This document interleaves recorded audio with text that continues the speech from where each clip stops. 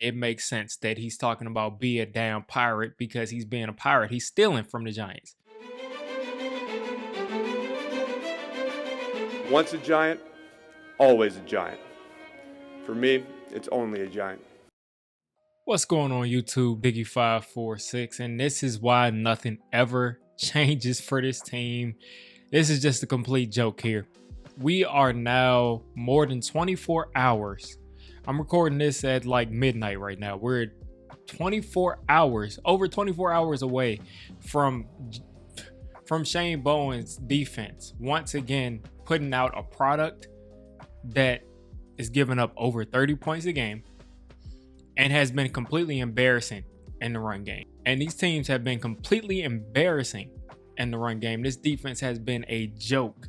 Literally, we gave up 33 points in the quarter, 34 points again the next game, and then another 30-something points the game after to a backup quarterback, in which Mac Jones started the game off 14 for 14 for like 140-something yards and 2 touchdowns.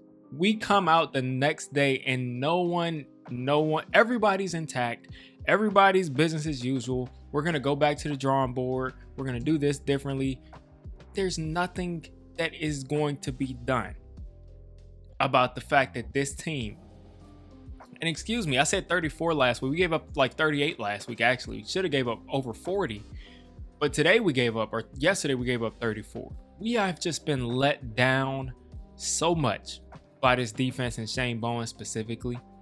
And I'm not even going to go into this. This doesn't even have to be a long video about Shane Bowen, because shout out to Big Dash Knows. I was watching his stream the other day and somebody asked him about Deonte Banks, and he was like, it gets to a certain point.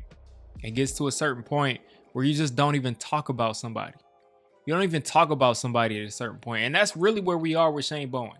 We're saying the same thing over and over again every week. He's not creative. We're not getting an advantage. He's not mixing things up. No quarterback is ever confused going against him.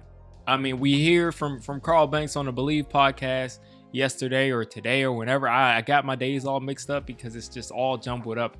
But we hear from him that, he's frustrated because fans are criticizing Bowen, saying, oh, he's too aggressive here and he's not aggressive enough here because he blitzed here and when he should have not blitzed.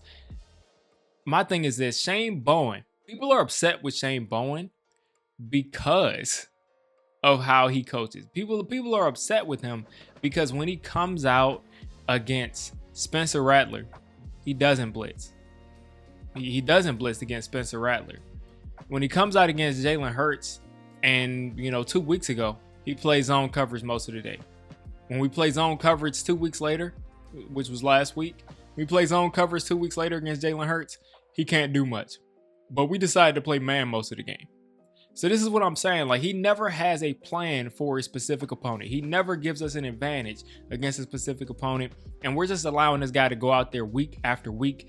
I don't believe that they're going to fire Brian Dable midseason and someone's going to come out and get a spark and win some game. I just don't see that happening.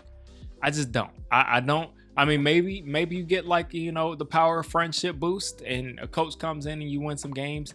But overall, the operational issues that exist, I just don't see getting cleaned up by firing Dable. I just don't see it. But as far as the defense goes, I really feel like one of these defensive assistants, we got a lot of veteran defensive assistants on this roster. I feel like these guys could probably do a better job putting together this defense, getting these guys ready, knowing what to do against each opponent. I'm not saying they'll be Wink Martindale. I'm not saying they'll be Patrick Graham even, but they may just do a better job. Just line up and play. Or this week I feel like doing this, or this week I feel like doing that. But it never makes sense to do it against the right. Like, it never makes sense against the opponent that he does things against. So the fact that this guy is still here, man, it makes sense that he's talking about be a damn pirate because he's being a pirate. He's stealing from the Giants. He's stealing from the Giants. And then I get another report today that comes out about halfway through while I'm thinking about this Shane Bowen video. We hear about the other Shane, Joe Schoen. We hear that Dable is probably going to be let go. No surprise at the end of the season. But the Giants really believe in the front office and the personnel and Joe Schoen, and they feel like the roster is a much better roster than the 2-7 roster, which, you know, I would say we haven't been able to close out a lot of these games. But at the same time, you got Demetrius Flanagan Fowles. You got a guy that sounds like a leprechaun. Like, you got a guy that's out here, like, he sounds like a movie character. Demetrius Flanagan Fowles. You got this guy out there playing linebacker for us. You got Darius Muasa out there playing linebacker for us. I mean, that's after one injury. Darius Muasa is so bad. He is single-handedly been the reason that a lot of these runs get to the third level, because he's out of position and he's slow. So he's out there after your two starting cornerbacks, because your first round pick was a bust, Joe Schoen. After your two starting cornerbacks with Cordell Flott and Adebo go out, I mean, most teams, your two starting cornerbacks go out, it's going to be a disaster. Yeah. The fact that we have, like, basically nothing behind those guys, like nothing. Like, Deonte Banks is horrible. Corey Black is a 7th round pick. He's horrible. I think he was a late 6th round, 7th round pick, whatever. He was horrible. He's not a good player. He doesn't have any promise of being a good player. And there's no, like, veteran corners behind them that are solid players. Like, we even had that a couple of years ago. Like, we've had vet cornerbacks out there even when Gettleman was here. So it's like the depth on this team. Now, it's gotten a lot better on the offensive line. Props to Joe Schoen. It seems like he's somewhat fixed the offensive line. But a lot of these positions, like linebacker, cornerback, the wide receiver position has been completely ignored. Completely ignored, to the fact that, you know, you miss Malik Neighbors, and then you're having to bring up Lil Jordan Humphrey and go out and get Ray McLeod. The receiver position has been ignored, thinking that he's put together a good draft class. Last year with the Tyler Nubin shenanigans, I knew for a fact, that Tyler Nubin was not a good player. I saw him as a rookie. As soon as I saw this guy on tape, I said he's not a good player. He cannot play in the NFL at safety and be a good safety as a starter. He's not a starting safety. He has no business on the field. So let's look at this here. 2025, Abdul Carter. Looks like a good pick, but I mean, I could have picked Abdul Carter. You would have picked Abdul Carter. You would have picked him. Jackson Dart, guess what? That looks like a slam dunk pick. The slam dunk pick of the draft. He may be the very best pick of the draft because he fell down to 25. A lot of these teams didn't think that he would be as good as he was, even though all of these coaches are saying, oh, I loved him and I couldn't wait to see him play. Anyway, the guy fell down to 25. And the Giants moved up to take him. So then you're saying, okay, Joe Schoen, you know, he got the offensive line together. He got a franchise quarterback.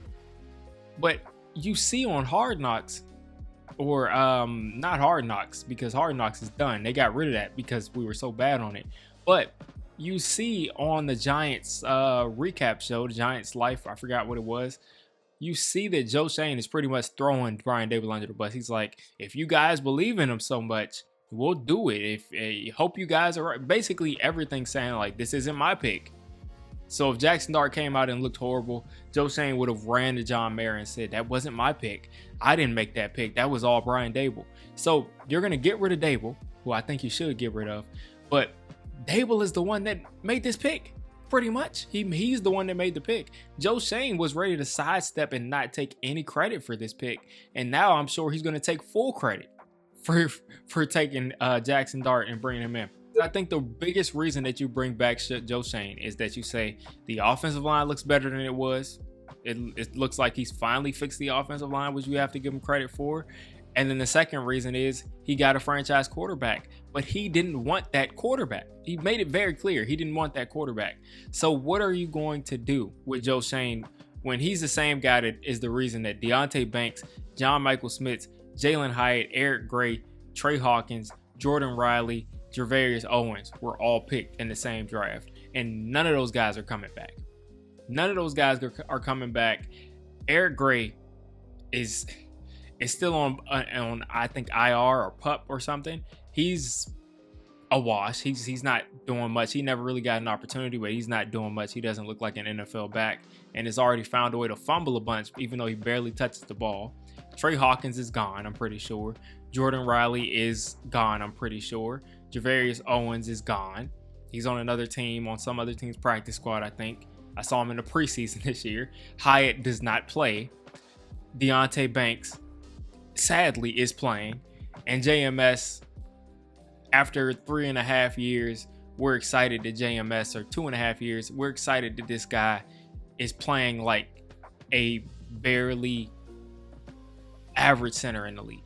And this was a second-round pick who was supposed to turn our offensive line around. The year before that, you took Evan Neal. You took Wan'Dale Robinson. You took Josh Azudu, who you never let play. And so it's just, I just don't know. I just don't know how you say this roster, the way that it looks, I just don't know how you say that. Like, you're bringing back Joe Schoen. You're running it back with this guy. And you're getting rid of the head coach. Because if you're letting Joe Schoen pick this head coach, which is usually what they do, they let the general manager go out and interview these head coaches and figure out who he wants to work with. He picked Brian Dable. The guy he's throwing under the bus right now to John Mara, he picked. So he's going to go out and pick another guy. And that guy's going to be throwing him under the bus next year, and he'll get fired, and it'll be a new GM. So it just is a big mess right now for the Giants. And I just don't, I can see it going better if they get rid of these guys. They get rid of Dable. They get rid of Shane. Get all these guys out of the building. Get rid of Tim McDonald, which they won't do. All of the family members that just keep being here every year. And every time we ask about them to people that work in the organization, that media people, they say, oh, well, Chris Mara is a guy that people really respect, and they call. Teams around the league call Chris Mara and ask his opinion on players. I don't care. Get rid of all of these guys. And until they do that, we're going to continue to be in this predicament. The Giants are legitimately the worst team in football over the last 10 years. Who would have thought that this team that I grew up rooting for, that was never a laughingstock in my childhood, they were never a laughingstock.